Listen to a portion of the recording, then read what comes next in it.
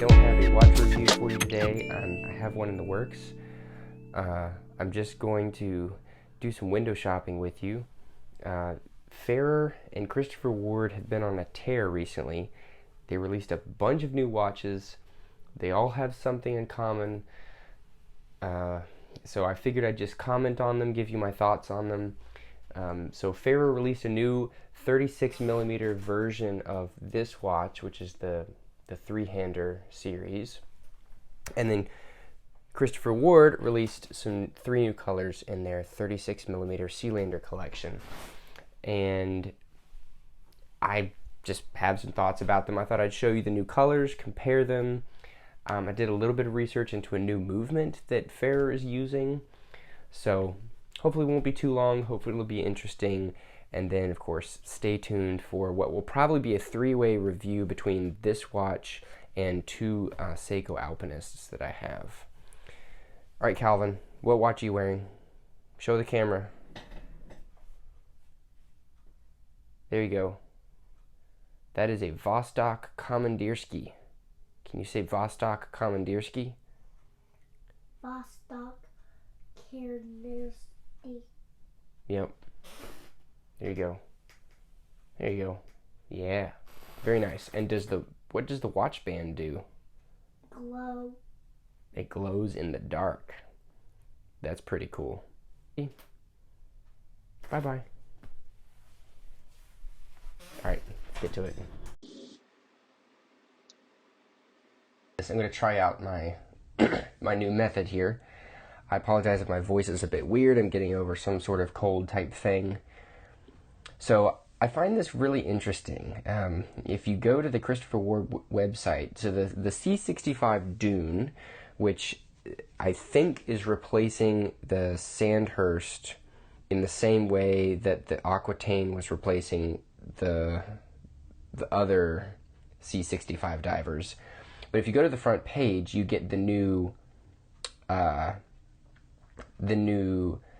Sealanders. Okay, so 36mm Sealanders coming in three new colors with new straps. They're limited edition, limited at 150 pieces, etc. And the Dune is nowhere. So the Dune was a big deal. We'll look at it in a minute. It was in their Loop magazine. It was released like 2 weeks ago. And yet, all of the front page slides are this Sealander. You scroll down, and you've got Bel Canto, you've got Trident 300, you've got an old GMT, you've got Super Compressor. Where's the Dune? So I don't know what's going on there. In order to see the Dune, you have to go to Watches, and there it is, right there. You can see that. But it's just kind of odd. So anyway, we'll look at the Dune first. So you basically got, I guess what do you have? Two ranges? If you count the bronze. So, okay. You've got three different kinds. You have the three-hand in stainless steel, like this one, in a couple of different colors. They're pre-ordering right now. You've got the GMT, and you've got a bronze version. So this is obviously taking the design language of the Aquitaine collection. I think the Aquitaine was fairly successful. You have a new applied, let me go back, you have an applied logo, that is new. According to Loop, according to the language in Loop, they say that this is their new thing. They'll be rolling this out to other models.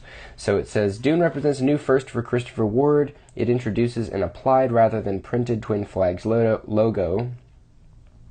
This now sits proud just under 12 o'clock and will become the default style for CWs going forward, save those where a printed version would be more appropriate. So I wonder which versions are going to get this, which versions where a printed logo would be more appropriate. I'm not sure. I think that looks cool. The problem I have with the Dune line, it looks to me, because that crystal is so heavily domed, it looks to me like a dive watch without a bezel. It looks incomplete. There's a couple of other elements that cause me to be a little bit apprehensive. They talk about it as a field watch that is nevertheless relaxed that can dress up like a dress watch. And any mishmash of military and dress looks odd to me. And so I think a lot of the colors look like they're inspired by military. You know, you have black dials on some of them. Let me see. So there's a black one, the sand one, maybe even the green one, the GMT. It looks like it's a military / field watch, but it has all these soft lines and a lot of polished surfaces. And in their marketing material, they push it as a dressier watch than the Sealander collection. So it looks like a little bit of a mishmash to me, and I don't like the boxed crystal. So I remember when I first saw this, look at that. It just, I don't know. I don't like it. I think it works on a dive watch because there's a bezel there to offset the boxed crystal. So, whatever. It is what it is. Now, what I do think is interesting, and what I hope is an omen for the future, is that they start doing bronze bracelets on their other bronze watches, right? The Aquitaine. What if the Aquitaine got a bronze bracelet? That would be really cool. What if the bronze Sealander got a bronze bracelet? Obviously, hopefully not this shiny, not this blingy, maybe something closer to the way that Tudor does bronze bracelets, where they don't start out quite as shiny and they also patina less quickly. Whatever. So I think the bronze ones are intriguing. The other ones are just meh. So the spec, one thing going for them is they're fairly thin, so 11.7 millimeters. They're still using Sellita movements, which at this point are getting a little bit boring. 38 hours of power reserve is not all that great. If you get it on a strap, if you get the normal one on a strap, it's $850. Well, this one says $865, so it probably depends on the strap. Let's see, that one's $850. So canvas webbing, you know, if you get the ThreeHand on a bracelet, it's going to be $1,025. Bronze ones are COSC certified Sellitas, which there's at least that. So there's a green and a blue one. And if you get the whole bronze and COSC on a bracelet, it's going to be $1,500. Then you're getting into like Longines and Oris territory for these types of watches, and that's where I think they start to lose a little bit of their appeal once you're above $1,100. So the cheapest way you can get your way in is $850. Bronze is going to be $1,065 on a strap, or $1,075 depending on the strap. $1,500 for a bracelet, and then the GMT on a strap is going to be $1,200, and on a bracelet it's going to be $1,380. Okay, so it's kind of hard to find that one. That one's $1,380. That's kind of intriguing. I think I don't know. The interesting thing is they all have the same thickness. So this GMT is a Sellita 330 with 56 hours of power reserve, lug to lug of 43.6, and 11.7 millimeters in height, which seems to me that is quite slim for a true GMT. So that's kind of cool. That, seems interesting. Christopher Ward, the way that they market this watch versus the Sealander is interesting. So I got the Loop magazine, and in that article they say this about the difference between the Sealander and the Dune. They say it has the same flexibility as the Sealander, the same low-key style, but a different, more relaxed feel. And where the hard-edged Sealander suits a steel bracelet, this watch seems to love swapping straps as much as possible, subtly changing character each time. Okay. I agree, it doesn't look good on a bracelet. They also say this leaves the Sealander and the Dune as our two do-anything ranges. So they have a sort of heritage range of divers and everyday watches, and then they have a more modern range, the Trident for dive watches, and the Sealander for their sort of Omega Aquaterra everyday range. And they say the specs and sizes are quite similar. They're different. One formal, the other relaxed.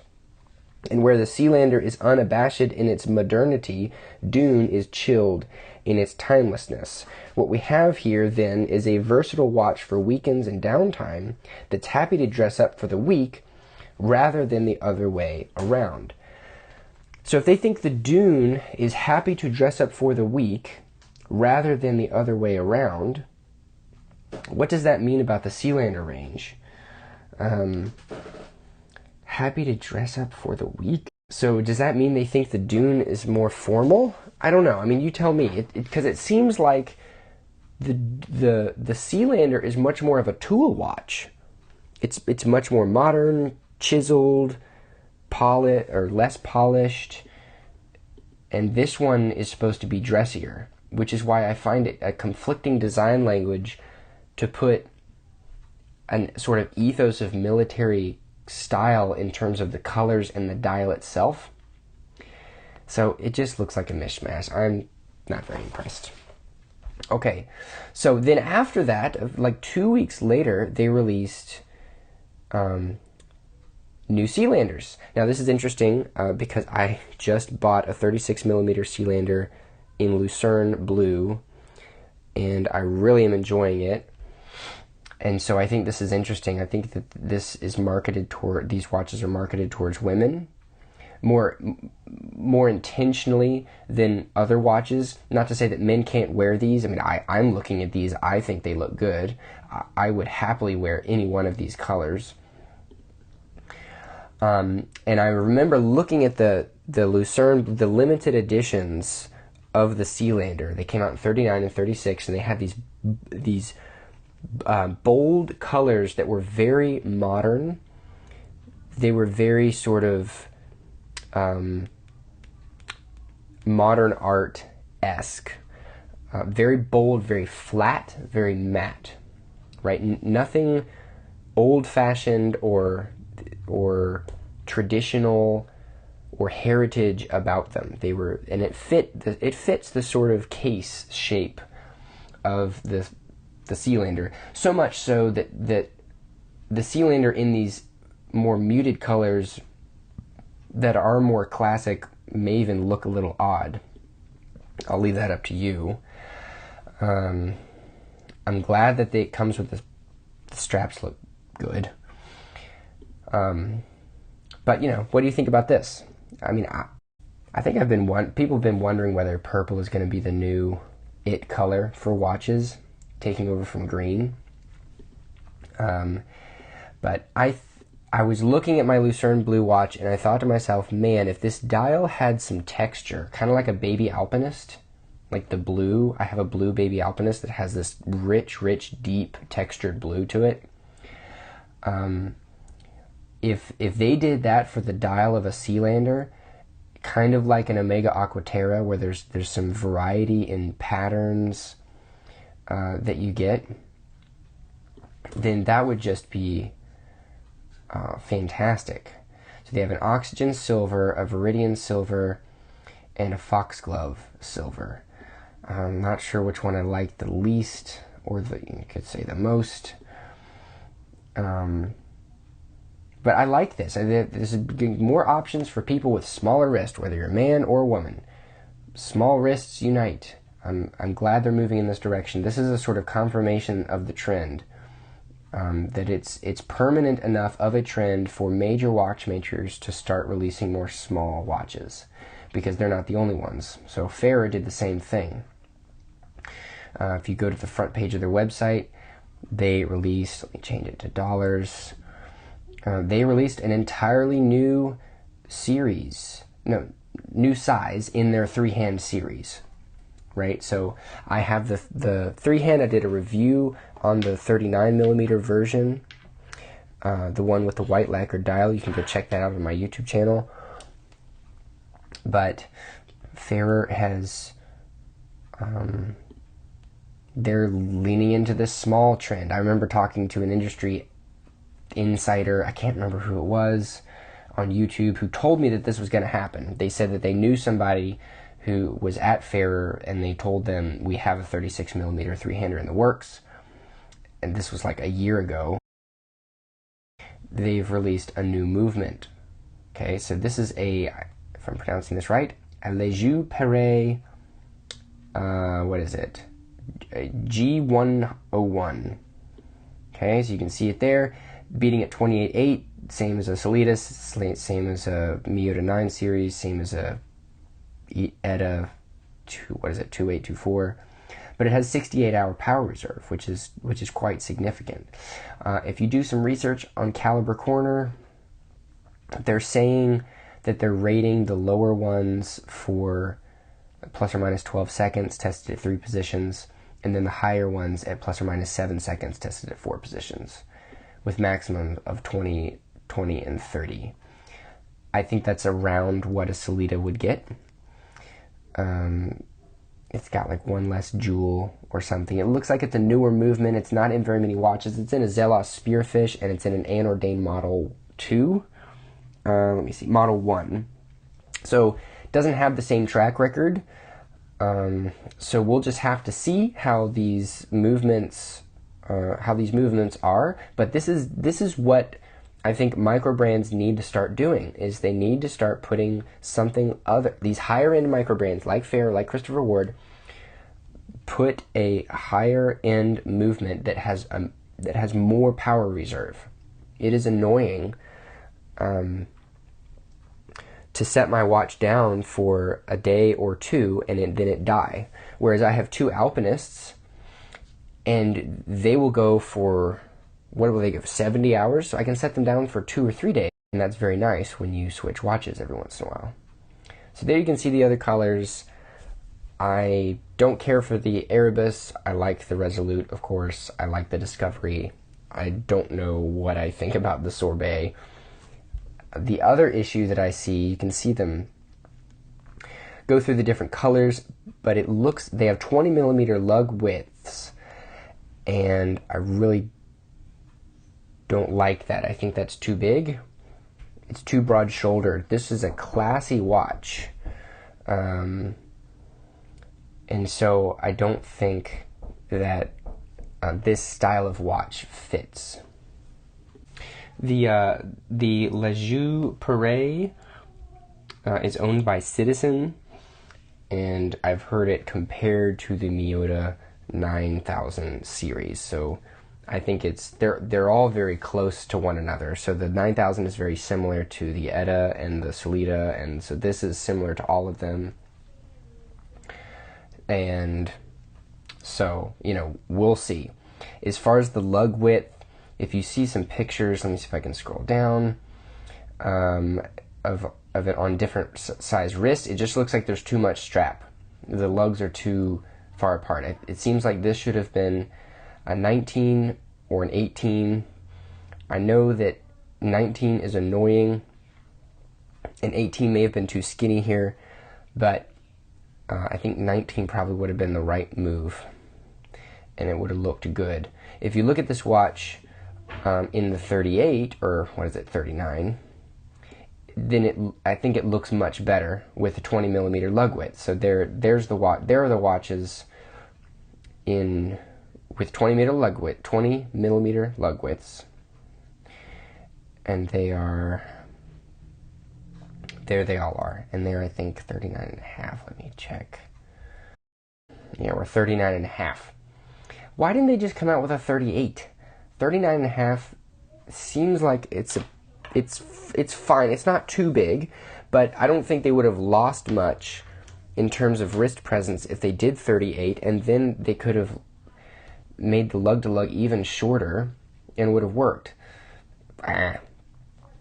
Whatever, they didn't do that. You can see the major difference between the Discovery 2 and the 39.5, which is a very, like a deep plum, and that same watch, the same similar styled watch in the 36, because it's more of a red. So there's a little bit of a difference there. But, I'm used to staring at this watch all the time in 39.5, and it just looks like the lugs are way too big. It works with the Sealander. I don't think it works with this. Anyway, those are some of my thoughts on some new watch releases. I kind of bought myself out for the year, and so February is early spring is not a great time to buy new watches for me. It's usually towards the end of the year. Anyway, let me know what you guys think. Do you like the Dune? Do you like the new Sealander colors? Do you like these new watches from Fairer? Do you have any issues with them? Do you think they're overpriced? Do you like the fact that Fairer seems to be trying out a new, untested movement that, if it works, it looks great. It has all the qualities of something like a Sellita, just as accurate as a Sellita, yet it has 68 hours power reserve, and they're fitting that into a 36mm watch. All of that is fantastic. Do you know more about the Lejeune Perret caliber than I do? You might. Clue us in. Tell us. Anyway, well, it's been great window shopping with you all, and I will have a review of some more watches up shortly. If you want to be notified when those drop, then feel free to subscribe or put the notifications bell on, and I will see you in the next one.